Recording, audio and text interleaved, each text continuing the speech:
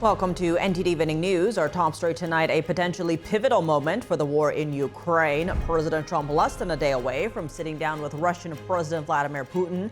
What Trump is saying about the chances for peace. Mari Otsu at the White House. Russian President Vladimir Putin suggests Washington and Moscow could soon make a deal on nuclear arms control. Arian Pozdar has more on what both sides say ahead of tomorrow's summit in Alaska. An Israeli official announces plans for a new settlement that would nearly split the West Bank into two parts. He says it would end the possibility of a Palestinian state. Jason Perry with the details. President Trump is taking steps to increase America's pharmaceutical supply, but just how reliant is the U.S. on China, and what would happen if China stops exporting medicines? Jack Bradley reports. California officials make a major announcement after redistricting efforts in Texas. David Lamb has Governor Gavin Newsom's response to Republicans. This as Texas Democrats announce a return to the state so long as their conditions are met.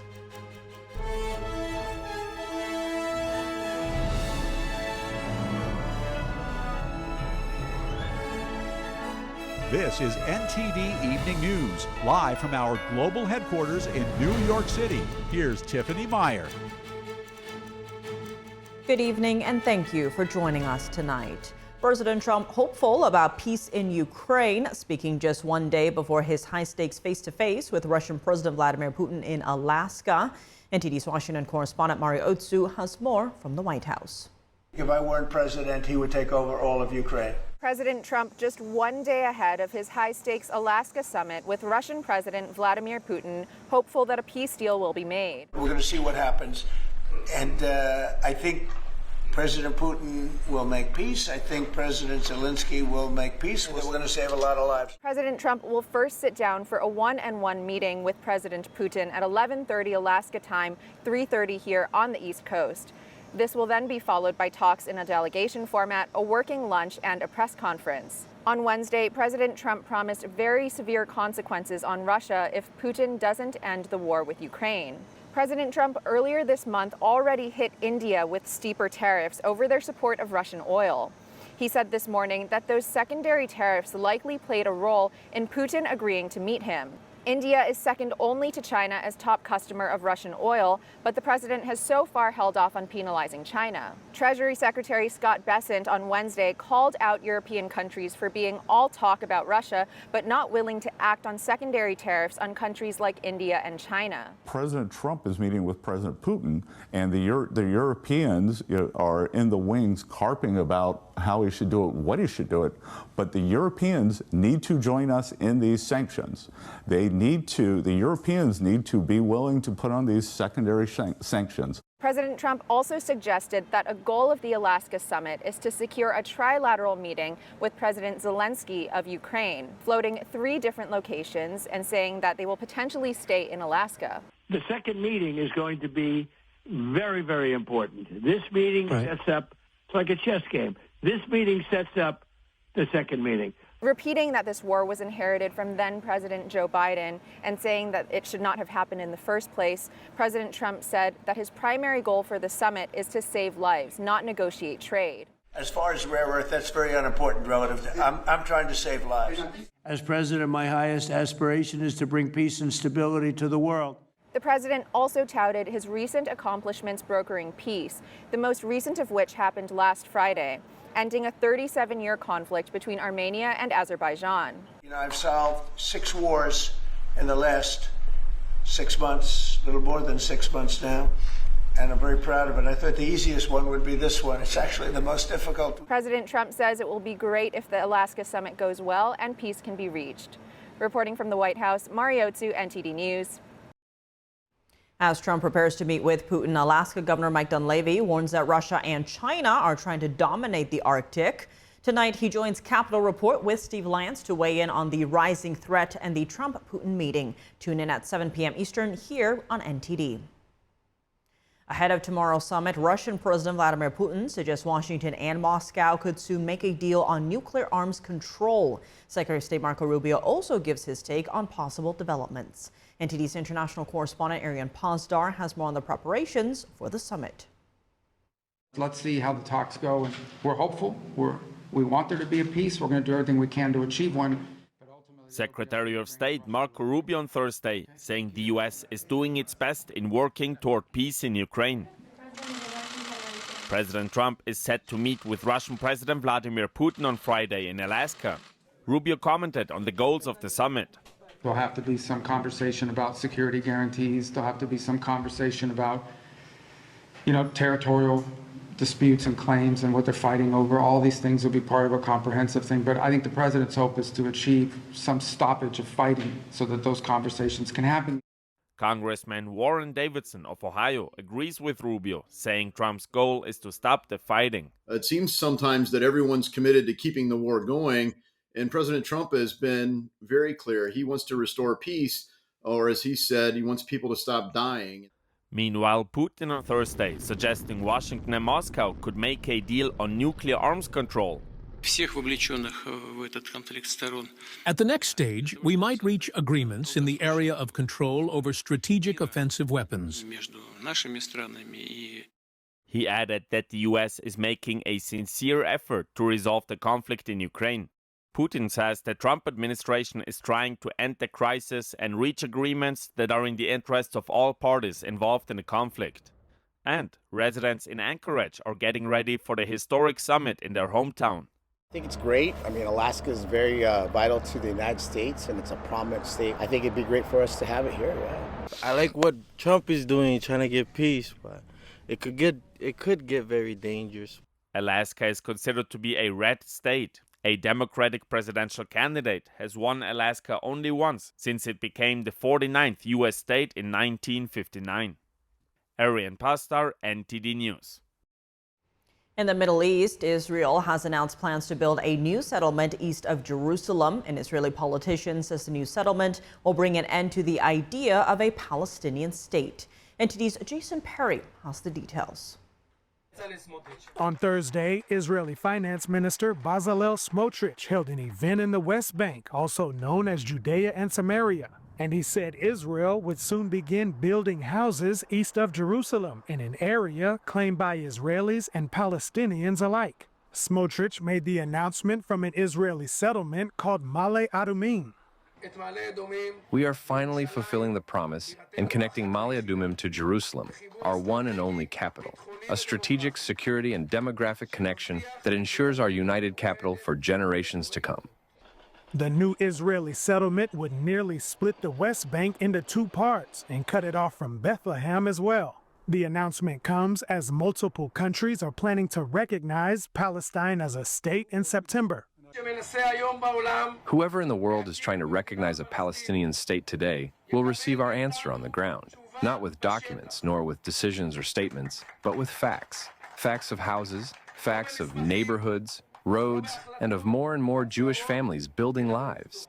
The settlement plan is expected to receive final approval next week. The controversial move caught the attention of UK Foreign Secretary David Lammy. He said in an emailed statement that Israel's settlement plans are a breach of international law and must be stopped immediately. Meanwhile, Israeli Prime Minister Benjamin Netanyahu on Thursday compared the situation between Israel and Palestine to a previous time in history. Before World War II, the Western countries tried to appease Hitler. He said, just give me a piece of Czechoslovakia and I'll make peace with you. And they gave Hitler a piece of Czechoslovakia. And you know what happened next? Hitler invaded Czechoslovakia and then started the worst war in the history of the world, World War II. And then he compared that to the present. Well, today the West is telling Israel, just give the Palestinians a piece of Israel and they'll make peace with you. No, they won't. For the last century, they've been offered a state of their own and they refused because their goal is not to create a state for themselves, it's to destroy the state of ours, the Jewish state. A Palestinian official called on the international community to pressure the Israeli government to stop its new settlement plans. And he expressed hopes for Palestine to be recognized as a state. Jason Perry, NTD News. The Department of Defense has begun ordering the deployment of military assets to the Caribbean to counter threats from Latin American drug cartels. Our Washington correspondent Luis Adoro Martinez has more on the story. The Department of Defense has begun preparations to deploy naval and air military assets to the southern Caribbean Sea as part of this administration's attempt to counter narco-terrorist organizations operating in Latin America. Placing U.S. military assets in the southern Caribbean Sea would see military presence just off the coast of Venezuela, where Nicolas Maduro's Cartel de los Soles operates from. He is a narco-terrorist. He and his associates are flooding our country with cocaine as a plot against America. He is one of the biggest drug traffickers in the world, and he must be brought to justice. Cocaine, other drugs are killing Americans. The move comes a week after Attorney General Pam Bondi announced that the U.S. is doubling its offer for information leading to the capture of Nicolas Maduro from $25 million to $50 million. The Maduro regime oversees the movement of some 250 tons of cocaine each year. The Cartel de los Soles, which is a criminal organization that happens to masquerade as a government. The Maduro regime is not a government. It's not a legitimate government. We've never recognized them as such. They are a criminal enterprise that basically has taken control of national territory. And it's not only the cocaine. With that, what comes with that? The human trafficking, the weapons, the gangs terrorizing our country and many other countries. This is organized crime, no different than the mafia.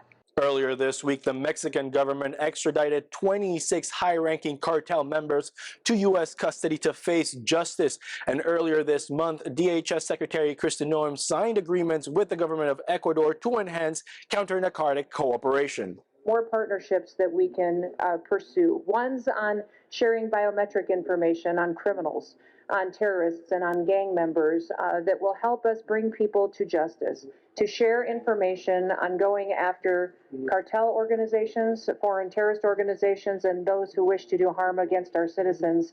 And last month, the U.S. also held military exercises with Panamanian security forces to bolster anti-narcotics operations in the region. Reporting from Washington, D.C., Luis Eduardo Martinez, NTD News. Florida is preparing to open a second immigration detention facility. This comes after the state set up a site dubbed Alligator Alcatraz just last month. Governor Ron DeSantis announced the idea to open a second facility this morning. Here in North Florida, we are calling this the Deportation Depot. It is going to be located here at Baker Correctional Institute. And again, the reason of this is not to just house people indefinitely. We want to process, stage, and then return illegal aliens to their home country. The so-called Deportation Depot will be located about 40 miles west of Jacksonville. It is expected to hold 1,300 immigration detention beds, but state officials say the capacity could be expanded to 2,000 beds. DeSantis says the Trump administration needs the additional capacity to hold and deport more immigrants. That's why Florida is setting up a second detention center after recently opening Alligator Alcatraz. President Trump has ordered the U.S. to start stockpiling medicine in a strategic reserve. NTD's Washington correspondent Jack Bradley has warned how this move could reduce U.S. dependence on China. President Trump this week signed an executive order to refill the strategic reserves for pharmaceuticals. The order helps reduce America's dependence on other countries, even adversaries like China, for life-saving medicine. According to the White House, 2 out of 5 finished prescription drugs are made in the U.S., and 1 in 10 active pharmaceutical ingredients are made here in the U.S., with a significant portion sourced in China. The United States depends on China for 95% of the key components that are necessary to make our generic drugs. And if China shut the door on exports within months, our healthcare system would begin to collapse. That's how dependent we are. And it's not just us. The world is dependent. Europe is dependent. Treasury Secretary Scott Bessent said in a recent congressional testimony that China has significant leverage over pharmaceuticals and that it would be disastrous if they stopped sending them to the U.S. A large part of our pharma does come from the PRC. That actually gives them negotiating leverage. I think it would be a tragic mistake if they were ever to flip off that switch, but it's always there. They could. They flipped up other switches. Trump's order also encourages more domestic production of these ingredients. He's also working to revive domestic pharmaceutical production with tariffs. And we'll be announcing something very soon on pharmaceuticals. We're going to give people about a year and a half to come in, and after that they're going to be tariffed if they have to bring the pharmaceuticals into the country, the drugs and other things into the country. They're going to be tariffed at a very, very high rate, like 200%. Commerce Secretary Howard Lutnick says that such tariffs will stop the U.S. from relying so heavily on China. We can't be relying on China for fundamental things that we need. Our medicines and our semiconductors need to be built in America. The Strategic Reserve will stockpile active pharmaceutical ingredients rather than the finished drug products, as they often have a stronger shelf life. The program was created under Trump's first term, but Trump criticized the Biden administration for leaving the reserve nearly empty. The U.S. has other strategic reserves, too, in case of a national emergency, stockpiling things like oil, food, and critical minerals. Reporting by Jack Bradley, NTD News. Coming up, the Supreme Court declines a request to block Mississippi's new social media law. The law limits all users from accessing common social media sites. Arlene Richards has more on the ruling. And another Southern California wildfire scorches hundreds of acres, prompting urgent warnings for residents. Crews reveal what's making the King Fire fight so difficult. Christina Corona reports from Los Angeles after the break.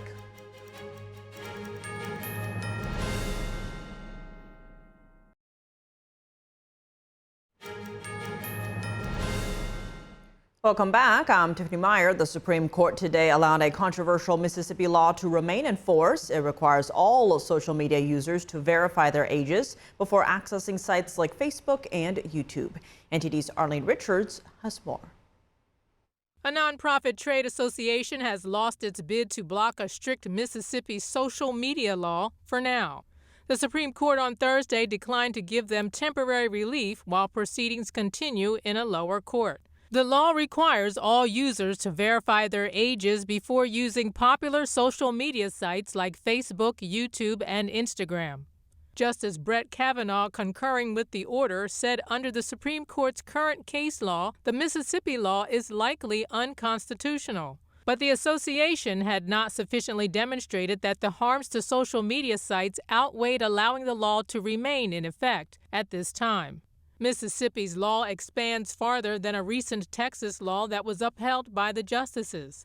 The Texas law requires users, including adults, to verify their ages before accessing websites with sexually explicit material. Justice Clarence Thomas said in that case it was appropriate to require adults to verify because it's important to shield children from sexually explicit content.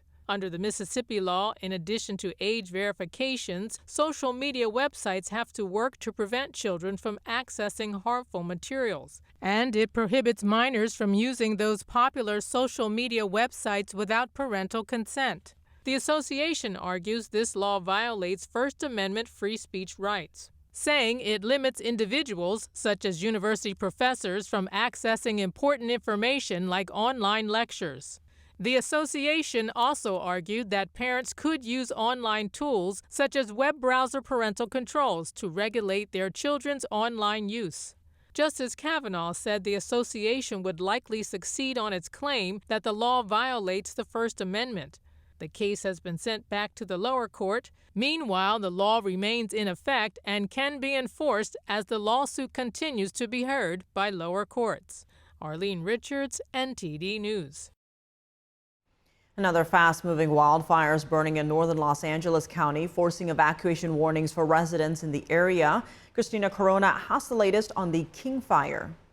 A fast-moving brush fire in the Gorman area north of Los Angeles County has burned nearly 500 acres and triggered evacuation warnings. The King Fire broke out around 1 a.m. Thursday near Smoky Bear Road east of the 5 freeway. Cal Fire says the blaze quickly spread through dry brush and is 5% contained. According to LA County Fire Captain David Dantic, gusty winds made firefighting efforts difficult early on, but conditions have since improved. He says the steep terrain and extremely dry conditions pose the biggest challenges. Flames came dangerously close to the freeway, forcing a temporary shutdown in both directions. All lanes have since reopened, but drivers are urged to use caution. The flames destroyed 2 unoccupied RVs at the Pyramid Lake RV Park. Residents east of the 5 freeway and south of Highway 138 remain under a shelter-in-place order. Evacuation warnings are also in effect for the Paradise Ranch area east of the freeway. Residents are urged to stay alert and be ready to leave at a moment's notice. The cause of the fire is still under investigation. Christina Corona, NTD News. Coming up, California officials make a major announcement after redistricting efforts in Texas. David Lamb has Governor Gavin Newsom's response to Republicans. This as Texas Democrats announce they'll return to the state so long as their conditions are met. All 800 National Guard members have now been mobilized in Washington, D.C. as part of President Trump's push to reduce crime in the nation's capital. Jason Blair has arrest numbers from Wednesday night. And what challenges are facing the D.C. Police Department, and will federalization be effective? Retired FBI Special Agent Greg Schaefer joins us to discuss after the break.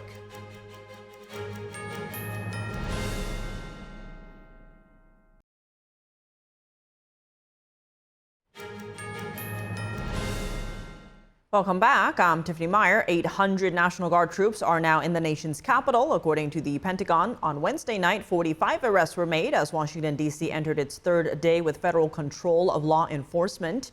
NTD correspondent Jason Blair has the story. We will have crime under control very shortly in D.C. The Department of Defense says that all 800 Army and Air National Guard are on the ground in Washington, D.C. DoD Press Secretary Kingsley Wilson says that they are unarmed and serving in supportive roles. 45 people were arrested during the second night of the federalization of Washington, D.C.'s police.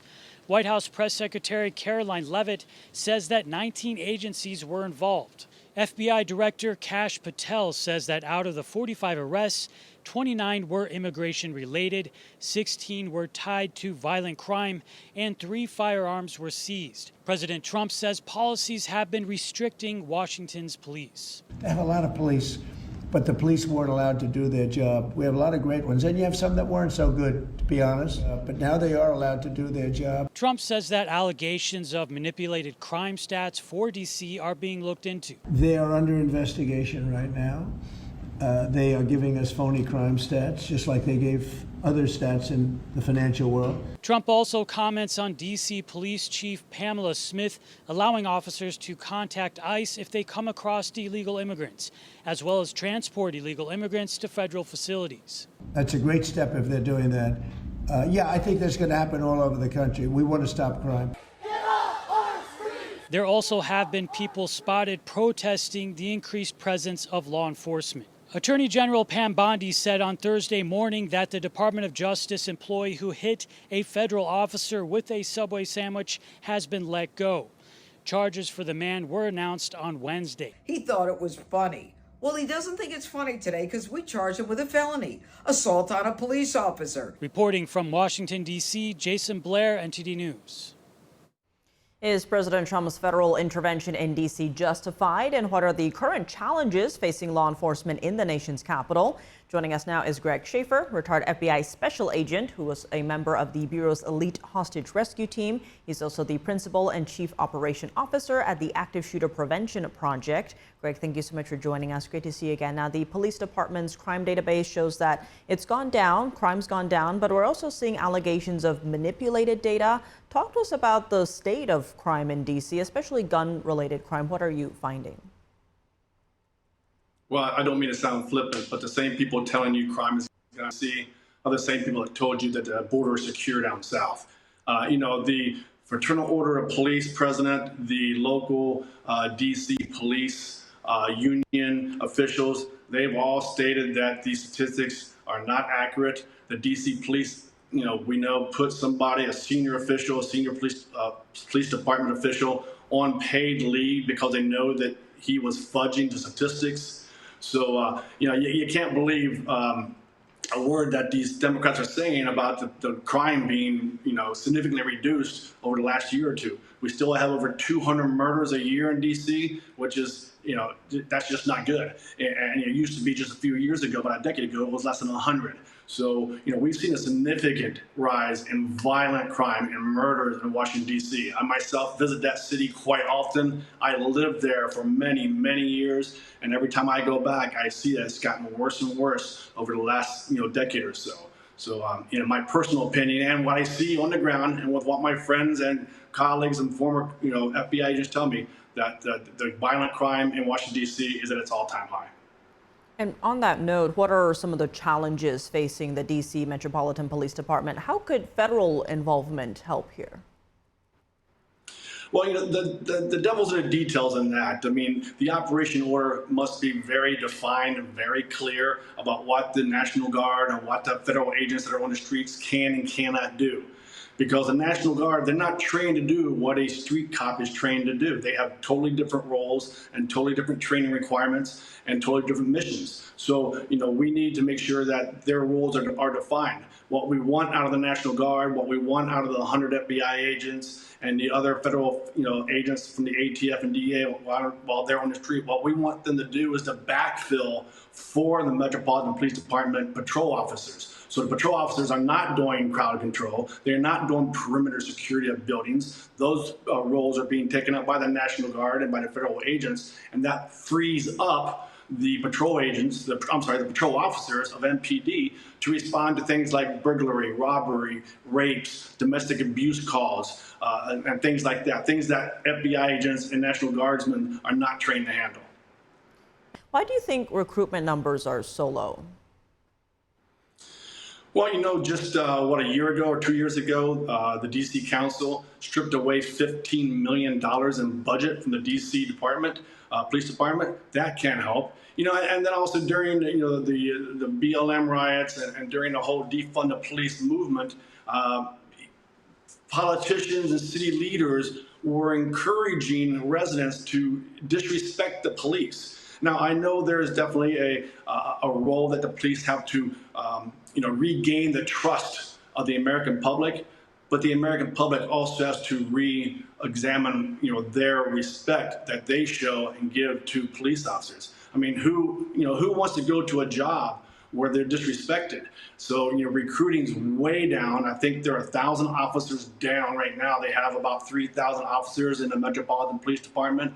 They're slotted to have 4,000. So, that's a big percentage of police officers they don't have in the 86 square miles of Washington, D.C., trying to protect the, 750,000 residents. So, and the question I also have to pose to the leaders of D.C. is, what city or what mayor or what police chief would not welcome the addition of more police officers to make their city more safe? You see all these paid protesters and now get ready to come into town. It just befuddles me, why they would not want a safer city. And to your point, it does look like the numbers is they are down 800 police officers, to your point. So on that note, what needs to happen to bring those recruitment numbers up? Well, you need to get the funding back up so they have better equipment. They get paid for overtime. They're not working, double back-to-back shifts where they're so exhausted they can't focus and do their job correctly. So you have to make the quality of life in the job better. You get better pay, better benefits, better equipment, better supervisors, better leadership, and then again the respect of the community that they once had. I want to go back to the earlier point where the Pentagon does say about 800 National Guard troops will participate in what's being called the Safe and Beautiful Task Force. Have we seen anything like this before, and how effective could this be at lowering crime in our nation's capital? Yeah, we've seen this throughout the nation. In the LA riots back in the 90s, this is not unheard of, where National Guardsmen are coming into a major city to assist the police to maintain the peace. So, this is not a once in a lifetime event. This happens, I wouldn't say often, but it happens often enough that we know the pitfalls and to watch out for, and that we know how to, make sure that the National Guard and federal officers that are out there, walking the beat patrol, don't, they don't push themselves too far and get out of their comfort zone and what they're trained to do. So, Again, the federal government, the National Guardsmen, the federal agents, they're there to backfill the police so that the police officers can then do their, police patrol type work that, federal agents just aren't trained to do. And what more do you think needs to happen in D.C. to keep it safe? Well, they need to also, the bail reform that they have in place now was a revolving door for violent criminals to be released on the street before the paperwork is even done by the police officers. That's got to stop. You got to put bad people in prison, and you got to keep them there.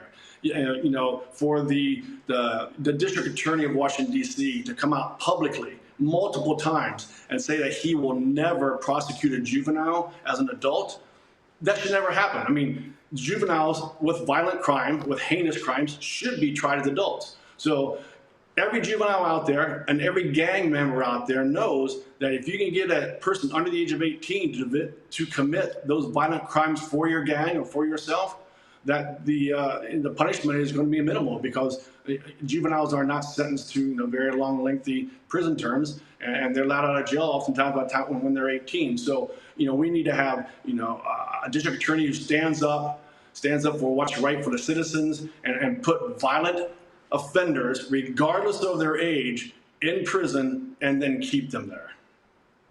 Greg Schaefer, as always, thank you so much for joining us. Thanks for having me. As D.C. law enforcement is now under federal control, President Trump has vowed to extend the takeover of the police force beyond its initial 30-day limit. Are city residents on board with the decision? NTD's Sam Wong was out on the streets in the nation's capital to hear from the people. Do you feel safe living in D.C.?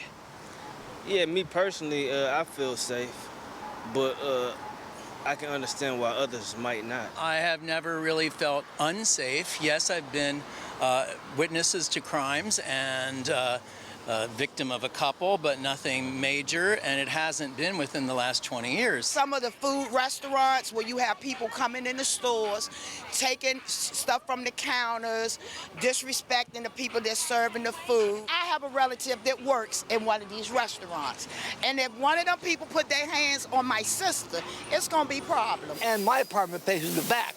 At nighttime, we hear pop, pop, pop, pop, pop, bang, bang, bang. And you hear people screaming that they've been shot. One day I was walking around that side of the metro, going to the escalator. A guy in front of me, which I didn't realize at first, he was bare-chested, he had these things all over his face. He pulls out a gun and starts shooting. And what are your thoughts on President Trump's decision to send in the National Guards and federalize the D.C. police? Because initially this measure is supposed to be in place for 30 days, and he's now thinking about extending that. What are your thoughts on it? There's no possible way for him to get another term. So I feel like at this point, you don't need a vote no more, so just do what the hell you want to do. And, I respect it. I don't know if it'll work or not, but I feel like why not give it a try? I understand that they brought the troops in, but I just want them to bring them to do the right thing. I do not think that it's necessary at this point, but I think a lot of people are happy that we are doing this, and so I'm going to see what happens. I'm going to do a wait-and-see approach. I wish they would extend it. But instead of 30 days, make it 30 months instead of 30 days. They need to bring on more police, more National Guard, bring in federal agents if you have to, but do something. I mean, just swamp the area with some kind of law enforcement to stop all of it. A congressional map showdown is underway. What happens in Texas and California could redefine next year's midterms and the second half of President Trump's current term. Texas sent shockwaves this summer when it revealed plans to redraw congressional maps, creating 5 new Republican majority districts. Today, California's governor and several state officials shared redistricting plans of their own. NTD's David Lamb reports. California officials and the governor are calling for a special election in November to redraw congressional maps to try to gain 5 more Democrat House seats in 2026. In Los Angeles County on Thursday, Governor Gavin Newsom and local leaders called the new effort the Election Rigging Response Act. They want to put a new ballot measure in front of California voters. But we're asking the voters for their consent to do midterm redistricting in 2026, 2028, and 2030 for the congressional maps to respond to what's happening in Texas. And we'll do so in a way that also affirms our desire as a state to level the playing field all across the United States. President Trump previously said that Republicans could pick up 5 seats in Texas through redistricting, with more gains possible in other states. We will take this fight to the ballot, and we will let the voters decide, because I know California is ready to lead this fight, and we will not back down. In 2008, California voters passed the Voters First Act, which authorizes the creation of the Independent Citizens Redistricting Commission in 2030. This will allow citizens rather than lawmakers to draw California's district lines. A recent survey found that 64% of voters don't want that power going back to the legislature. A San Diego County supervisor criticized Thursday's announcement as a political power grab, saying it could potentially cost taxpayers $150 million and overturn the will of the people. The Texas House Democrats just announced that they'll end a 2-week walkout and return to Texas under 2 conditions: if Texas Republicans end the special legislative session, and if California releases its own redistricting proposal. Both are expected to happen Friday. David Lamb, NTD News, California. Coming up in the NBA, it'll be LeBron James versus Steph Curry on opening night as the new schedule is released. Dave Martin joins us to break it down when we come back.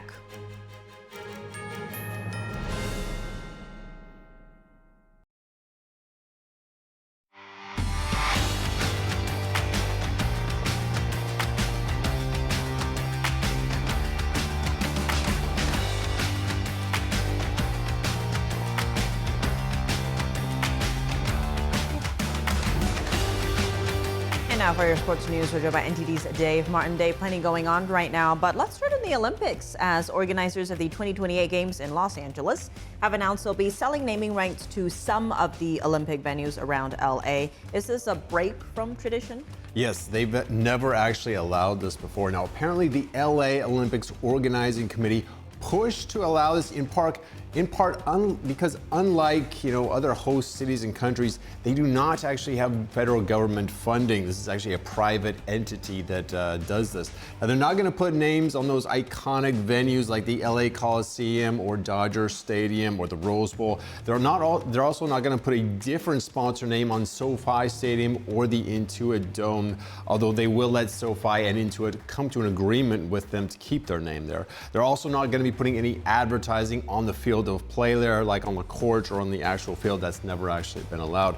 Now, the committee says they've already lined up 2 sponsors, and a total of 19 venues could be renamed. They obviously still have a few years to figure this out, so maybe we have a few years to put our name in there, get one of the venues named after us, Tiff. I think $50 million probably should do it, Well, speaking of a lot of money, let's go to NBA news. As the sale of the Boston Celtics for $6.1 billion was approved by the NBA yesterday. Now, where does this price rank, in American sports history? Yeah, well, right now it's number 1, actually. The $6.1 billion is just ahead of the $6.05 billion paid for the Washington Commanders in the NFL just 2 years ago. And as for the NBA, it smashes the old mark. That was the Phoenix Suns being sold for $4 billion 2 years ago, but it's soon going to be dwarfed by the LA Lakers and the $10 billion valuation that they got just a couple months ago that is yet to be approved by the league. But for the Celtics, that are being sold by the current owner, Wyc Grousbeck, to a group led by private equity mogul Bill Chisholm. Now, Grousbeck bought the team back in 2002 for just $360 million. In his time there, the Celtics have won a pair of NBA titles, so he walks away very successful and a multi-billionaire here, Tiff. So maybe we can bring him to NTD, Just rolling in funds. Well, elsewhere in the league, the NBA schedule for next season was released today. What were some of the matchups that stood out to you? Well, we'll start off. Opening night is going to be Tuesday, October 21st. We'll have 2 games that night with the defending champion Oklahoma City Thunder hosting the Houston Rockets and their newest addition, longtime All-Star Kevin Durant. That'll be at 7:30 Eastern Time. Then in the later game, Lakers versus Warriors, LeBron versus Steph Curry for the 57th time in their careers. And LeBron James is going to make history that night just by stepping on the court. He'll be the first player ever to play a 23rd NBA season. Plus, this is going to be televised by NBC. This is their first NBA games since 2002 as the league's new media rights kick in, so that'll be a very special night. Then later that week, Amazon Prime actually gets their first NBA games. It'll be a doubleheader. Knicks and Celtics, Lakers versus Minnesota. Also, we're going to the NBA Cup returning for its third season. That's their in-season tournament. The games in October and November, and the championship then in December. Of course, Christmas slate, that 5 games on Christmas with all the big stars. I must say, though, I'm a little surprised we do not get Lakers versus Dallas until January. That would be a return of Luka Doncic to Dallas. You know, Tiff, if I was in charge, that would definitely be on Christmas Day. But the NBA did not consult with me before this schedule was leaked. Much like the NCAA tournament does not consult with me about the NCAA tournament expanding or anything like that. So hard to believe that's not going on yet, but that's where we're at right now. We'll see if any of our viewers have connections. You never know. Maybe. Sounds like a lot of firsts, too. Is this a new era in the NBA? Well, it's their new media rights deal. They've got Amazon doing their first NBA games ever. NBC doing it. Now, if you're like me, you're excited about the NBC theme song for it's called Round Ball Rock. I can't wait for that one.